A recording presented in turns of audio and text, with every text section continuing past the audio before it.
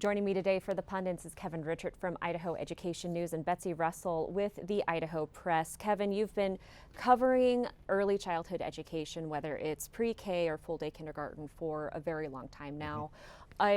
There's not really any debate about the benefits of these programs at this point. Right, and listening to that segment, we're hearing some of the same evergreen themes that we've heard about early education for years that still hold true.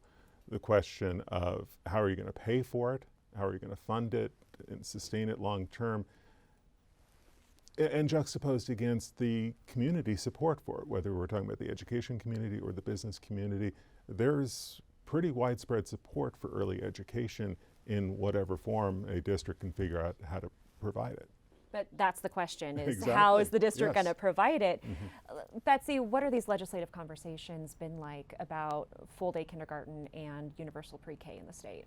Well, full-day kindergarten was actually proposed through legislation last year, bipartisan legislation, and it really looks like it is on a track toward being very seriously considered by the legislature. The State Board of Education has endorsed it. The State Superintendent of Schools has proposed funding it in her budget request.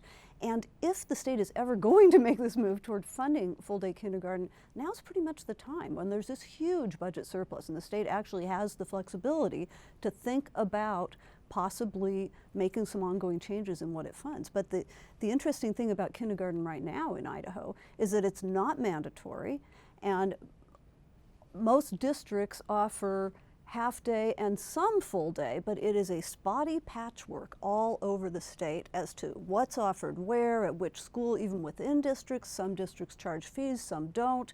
Some charge on a sliding scale. Some run supplemental levies to pay for it. There's no guarantee anywhere that it's going to be provided unless the legislature funds it. And I think that funding patchwork is part of the reason why you've got legislators talking about funding this at the state level. When you have lawmakers like Carl Crabtree and Judy Boyle talking about all-day kindergarten, a big reason they're talking about it is to try to get this cost off of supplemental levies, off of the property tax rolls, and come up with some other way to pay for it, as opposed to these short-term levies that force patrons to pay out of the property tax, which we know is the most unpopular tax in Idaho. So let's talk a little bit about this West Ada lawsuit. And again, this wasn't about the constitutionality of charging fees, whether on a sliding scale or a flat rate. It was just on standing at this point. Kevin, what did it say? Well, it said basically that this case has to go back to the district court so the district court can try to figure out the merits of the case about whether these student fees for kindergarten are constitutional or not. As I read the ruling, as I read the decision on Monday, the Supreme Court really took pains to say that they are not talking at this point about the merits of the constitutional argument that student fees are unconstitutional. And we've had this debate about student fees and the constitutionality applied to a lot of different educational programs. In this case, we're talking about West Ada, and we're talking about charging parents fees for that extra half a day of kindergarten that isn't covered by the state. And also significant, I think, about the Supreme Court ruling, although standing is kind of an obscure issue that maybe the layperson doesn't deal with a lot, is that this suit was essentially dismissed completely at the lower court level for lack of standing. And what the Supreme Court said is there are two different issues here. There's economic damage to the parents who sued, and then there's educational damage to their kids who they wanted to get a certain level of schooling that they didn't get. And the lower court dismissed both because under economic damage, it was clear that the parents who sued hadn't actually paid the fees. The full-day kindergarten wasn't offered at their school. But what the High Court said was the educational damage claim, that does raise issues that should be explored on their merits. Because if you are saying that certain people in Idaho get a certain level of education for their kids, but if they can pay, if they're wealthier, they get more, that would raise constitutional implications. And that's exactly what the West Ada School District does in its full-day kindergarten fee structure. It's a flat fee. So those who can afford to pay can get it, those who can't cannot. And it's a very interesting legal case that looms here because you have the constitutional language regarding education that we talk about all the time, the constitutional mandate on free, common, uniform public education. But as Betsy mentioned earlier, We have state statute that says that kindergarten is optional. So does Constitution trump statute in this case? How would this play out in a court? Basically, the Supreme Court said, district court, you've got to go back and sort this out.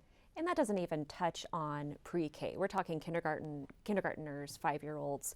But what we saw in Idaho City in the Basin School District was how beneficial those pre-K programs were for those younger kids who hadn't even entered kindergarten yet.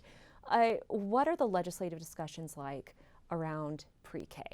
It's like it's two different topics. Even though it's early education and you have education and business leaders saying we need early education in whatever form we can get, in multiple forms. I think there's an excellent chance that an all-day kindergarten bill will become law next year because of all the reasons Betsy mentioned. There's a lot of support behind it and there's a lot of money available to make this happen. You get into pre-K, it becomes a very visceral conversation, as we saw in March when the House voted to reject a $6 million a year federal grant. It wasn't state dollars, it was federal money. I don't see pre-K necessarily going very far in the legislature next year, but I do think that all-day kindergarten, if I had to bet right now, I think an all-day kindergarten bill passes. And that was a federal grant that had the support of Idaho's Republican senators, U.S. senators, both senators, Risch and governor, And yet we saw a real demonizing of it in the House, not in the Senate, just in the House, of really the entire idea of pre-K, that somehow this was a big, scary, awful thing where someone's trying to get to your little kids, when that's really not necessarily reflected in what the grant and the legislation they were considering. And next year, of course, is an election year, and whether we like it or not, that always shapes discussion around legislation. And let's talk a little bit about some of this election drama that has been playing out. Let's start with the legislature. We talked a couple weeks ago about how with the map that made it to the Secretary of State's office that has a couple different legal challenges now, there were several incumbents who were redistricted together. Some of those incumbent versus incumbent races are already starting to sort themselves out because some of those lawmakers are either retiring or have declared for other office. Kevin? Well, yeah, I think we've got a long way to go to sort a lot of this out because we've got some contested races in the House that haven't really sorted themselves out. But as Betsy reported a few days ago, Patty Ann Lodge, the senior member of the state Senate, has decided that she's not going to seek re-election. And that's one of those districts where you had two sitting senators, Lodge and Senator Todd Lakey. But we have a lot of other ones still. We have Jim Rice and Abby Lee in the same district. We have Scott Grow and Stephen Thane, the chairman of the Education Committee, in the same district. We have one in north central Idaho with Carl Crabtree and Dan Johnson, who's now the mayor of Lewiston, so we'll see how all that sorts out. And you've got these log jams in the House that could translate into some of these House members looking at a Senate seat. A lot to work out yet. That's right. I mean, there are a couple of House districts, of the new districts on this map, should it withstand the legal challenges, that have 4 House incumbents and only 2 seats, and there are a few more that have 3. And so something has to give there. And it hasn't really all shaken out yet, but I think that was a definite undercurrent of the reconvened legislative session. I could hear legislators sitting behind me in committee rooms saying, oh, what's so-and-so going to do? Oh, what are you going to do? And I'm not sure that's all been sorted out yet. Well, I know 10 years ago there were so many people who opted to either retire or run for different offices instead of facing one of their colleagues. And at the end of the day, you only had 2 incumbents who were running against each other, and that was then Senator Tim Corder and Senator Burt Brackett. I'm thinking we might have some more races than we saw 10 years ago if this map stands. I think that's possible. I mean, there have been others, as you mentioned, announcing for higher office. For example, Representative Dorothy Moon is running for Secretary of State rather than seek re-election. Otherwise, she would be in a district with 4 House incumbents. And so we could see some of that. But yes, I do think we will see some contests with people running against each other. Representatives Moyle, Skog, and Nichols are in the same district. I haven't talked to all 3 yet, but Representative Moyle told me, bring it on, I'm running for the House. And I have had several legislators tell me, so we run against each other. Think about a district like District 35, which is in that southeast corner of the state. You have 4 House members in that same district, but you also have a sitting senator who I would imagine is probably not going anywhere. So there's no clear path for any of those 4 House members to move into the Senate. I mean, that's a textbook logjam. We also have Representative Greg Cheney, who has decided to run for the Senate instead of running for his House seat in his new district. Yeah. And that's a case where the Senate seat in his new district will be open. There's no incumbent. And I did talk to him about that, and he said, you know, that's an opportunity, and I thought it was a good fit for me, and if you're ever going to make that change, this is the time. Also, Representative Ben Adams has announced that he's going to run for the open Senate seat in his district. He's a freshman. He's the only incumbent left in that district, I believe, if I'm keeping them all straight here. So. And the other thing this plan did was create a ton of open seats in both the House and the Senate all around the state. So in addition to forcing incumbents to face off, we may see a lot of new people brought into the legislature as a result of this. Now you realize that if the court throws out this map, we are going to have to do all of this all over again. Look up everyone's addresses. Well, it's what we Exactly. do. It's what we did 10 years ago. So, let's talk about some of these statewide races, because in the past couple of weeks, there have been some really, really interesting moves. Raul Labrador and Lawrence Wasden both announced campaigns for Attorney General, joining Art McComber, who had announced that he was going to challenge Wasden several months before. That's going to be an interesting race. It's going to be a very interesting race, and it really underscores, people talk about how this next primary is this primary, this battle for the soul of the Republican Party is the phrase that keeps getting used. Well, let's put that into personal terms. If you're conservatives, you're looking at this ticket and you're thinking, do we have a chance to take out Brad Little, Scott Bedke, Lawrence Wasden, and Mike Simpson? And if you're a moderate Republican, you're looking at it and saying, we have a chance to take out and maybe preempt the political careers of Janice McGeehan, Priscilla Giddings, Ryan Smith, Dorothy Moon, the list goes on. I mean, that's why it's a battle for the soul of the Republican Party. I mean, and I think the Attorney General's race may be the most interesting of the two, because you have two veteran politicos, and in a four-person race. I mean, it's a fascinating I think race. another really interesting race is Lieutenant Governor. It's not the most powerful position in our state government, but we did have a three-way race shaping up in the Republican primary, and this past week, former Representative Luke Malek dropped out and endorsed Scott Bedke. So now that's a two-way race between Scott Bedke and Priscilla Giddings. Once again, two very clear different factions of the Idaho Republican Party. Which one will come out on top in a head-to-head statewide And race? there's a little bit of animosity between Scott Bedke and Priscilla Giddings. Oh, yeah. Just I've noticed. Just a I've skosh. noticed. You're right. Just a touch. Let's talk about Luke Malek dropping out, because he had a number of high-profile endorsements in Idaho political land. I mean, we're talking former House Speaker Bruce Newcomb. We're talking former Joint Budget Chairwoman Maxine Bell had donated to his campaign. He was running hard. He was the first one to announce. And so for him to drop out at this point and then wholeheartedly endorse his opponent, what does that say to you, Kevin? Well, first of all, it's just a very sudden announcement, because, as you said, I mean, Malek had been campaigning really hard for this race and had been campaigning now for about a year.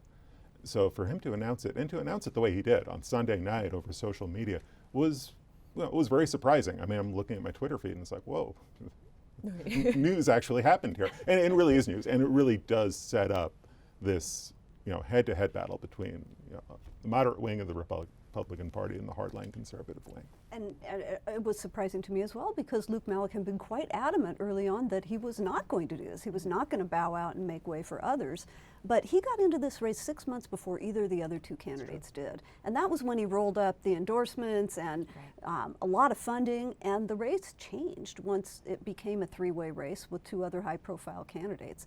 And notably in his announcement, he didn't really say, I'm withdrawing. He said he's deferring it for a future election cycle, and he's still interested in running, just not this year. And I have to say, Representative Priscilla Giddings is running hard for this seat too. She is actively campaigning around the state, and I think that what we saw during the reconvened legislative session in mid-November was very much campaigning on the House floor. When she was addressing not just her colleagues, she even said, "Nothing I say is going to change your vote here." She wasn't addressing her colleagues, she was addressing the people of Idaho in that moment.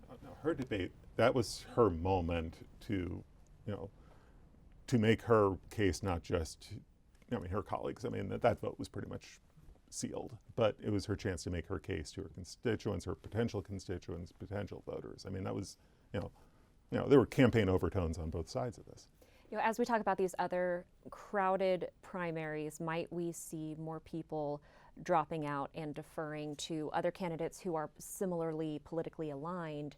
Or are we going to see what we did in 2018 where we have 5 or 6-way primaries and people winning that primary with 27% of the vote? I think it really depends on the race and it depends on the candidates. Certainly in the governor's race, we have a plethora of candidates on the Republican side and none of them have given any sign that they're going to back out. So I think we are in for a multi-way primary there. And sometimes those can be the most exciting election years. Well, and just what we saw earlier this month with Dorothy Moon announcing for Secretary of State. I mean, on paper, it seems like Moon and Mary Souza are going after the same constituency within the Republican primary. But, Moon decided to jump into that race. We're several months away from the filing period, so who knows what direction this is going to go. And of course, that now is a 4-way race because we already had Phil McGrain and Chad Houck, the current Chief Deputy Secretary of State, as announced candidates in that race, along with Mary Souza. So there's another crowded primary race. Can't wait. It's going to be good. How are these elections going to shape debates in the 2022 legislative session? We already saw a hint of how this might go during that mid-November reconvened session. Between COVID mitigation efforts and the elections looming, what are you going to be keeping your eye on, Kevin? I'm going to watch for a lot of the same bills that we saw in that short session. I mean, just because we had 36 bills introduced and none of them passed doesn't mean that these ideas aren't going to come back. And especially if the authors of these bills see these as winning issues that they can take back to their districts, I think we're going to see a lot of these bills come back with a lot of political overtones to the debate. Absolutely. And election year sessions in Idaho, in the Idaho legislature, are notorious for hot button issues being brought up, things that maybe won't even change much as far as the law, but will give incumbents/candidates a chance to go on the record and appeal to their base, or to hold the people they're going to run against to a record that they think won't appeal to their base. And certainly the COVID bills are in that category. So are traditionally those bills have been guns and abortion and who knows what all else. But it's the same legislature that we have now looking ahead to that election when there's going to be big change. And that will be very clear to them as they conduct themselves through that session. We have about 2.5 minutes left, and thankfully we are on a downward trajectory with COVID cases. This week, Idaho deactivated crisis standards of care in 6 of the 7 health districts, but also, we're hearing from public health officials and hospital officials that we're not out of the woods yet, that we need to start thinking about this as potentially an endemic disease. What's the picture looking like for schools, and how might that shape public policy discussions? Well, I think what you're seeing with schools, we saw it just in the past few days with the West Ada School District going away from its mask mandate. It'll have no mandate when kids go back into school next week. I think you're seeing that, but at the same time, you look at the numbers and you listen to the health officials talk about the numbers. You're hearing 2 themes. You're hearing, yes, things are improving.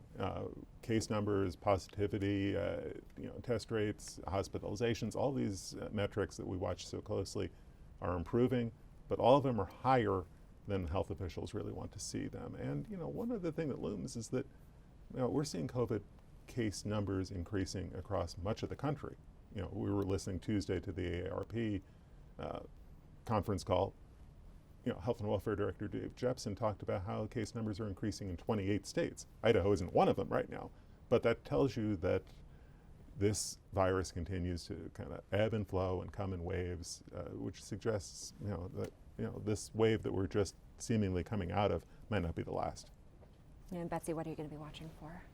Well, I think that COVID has certainly had an impact on Idaho politics. Imagine what Idaho politics would be like right now without COVID, but for COVID. But it is here, and it is going to continue to influence our politics in Idaho.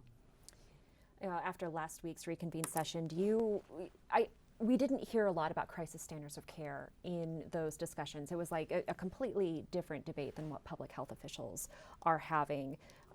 What do you expect to see specifically with COVID during that 2022 session? I think it will be front and center. even if it has abated, even if the pandemic has abated, because it has become such a political issue that the political undertones and overtones will be debated and will be legislated. All right, Betsy Russell with the Idaho Press, Kevin Richert with Idaho Education News. Thank you so much for joining us.